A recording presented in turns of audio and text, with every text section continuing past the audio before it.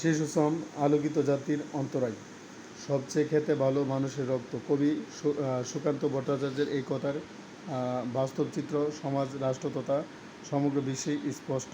ফুলকলি সম শিশুদের শৈশব নিংড়ে বর্তমান পুঁজিবাদী সমাজ প্রাচুর্যের পার ঘটছে। অথচ শৈশবে একজন মানুষের জীবন গঠনের প্রারম্ভ মুহূর্ত। নিজের বুদ্ধিমত্তা ও প্রতিভার খোঁজ মানুষ এ বয়সেই পেয়ে থাকে।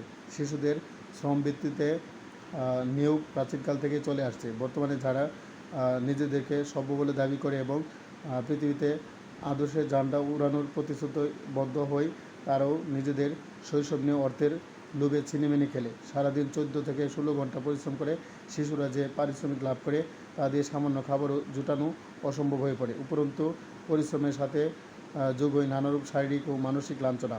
ফলে শ্রমজীবী শিশুদেরকে মানবেতর জীবনযাপন করতে হয়। পোশাক শিল্প, চামড়া শিল্প, নির্মাণ শিল্প, হোটেল, রেস্তোরাঁ, যানবাহন ইত্যাদি খাতে শিশুরা শ্রম বিক্রি করে থাকে। মূলত দরিদ্রতার কষাঘাতেই পিতামাতারা তাদের শিশুদেরকে শ্রমে নিয়োজিত করেন।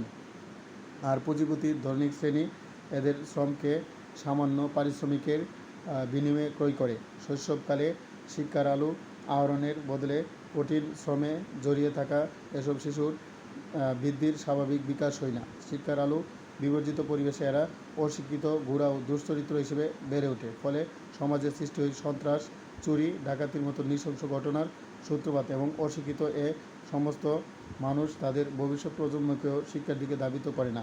আমাদের সমাজ ও জাতিকে আলোকিত পথে পরিচালিত করতে হলে ও দেশে স্থিতিশীল পরিবেশ সৃষ্টি করতে হলে শিশু শ্রম বন্ধ করতে হবে। ধনিক শ্রেণীর অধিক মুনাফা অর্জনের লোভকে সংযত করতে হবে এবং পিতামাতাকে তাদের সন্তানের শিক্ষার ব্যাপারে, এডুকেশনের ব্যাপারে যত্নবান বা কেয়ারফুল হতে হবে। সমাজে দরিদ্র শ্রেণীর জন্য অবৈতনিক শিক্ষা ব্যবস্থা, এডুকেশন সিস্টেম চালু করতে হবে এবং এ ব্যাপারে সরকারকে বিভিন্ন নীতিমালা বাস্তবায়নের মাধ্যমে স্টেপ নিতে হবে। কারণ আজকের বিশ্বের শিশুরাই আগামী দিনের আগামী দিনের জাতির ভবিষ্যৎ। সুতরাং ভবিষ্যৎকে আলোকিত করতে চাইলে অভিভাবক সমাজ ও সরকারকে সহানুভূতির হাত বাড়াতে হবে এবং শিশু শ্রম বন্ধের, চাইল্ড লেবার বন্ধের মাধ্যমে তাদের ফিরিয়ে দিতে হবে শৈশবের আলোকিত আঙ্গিনা।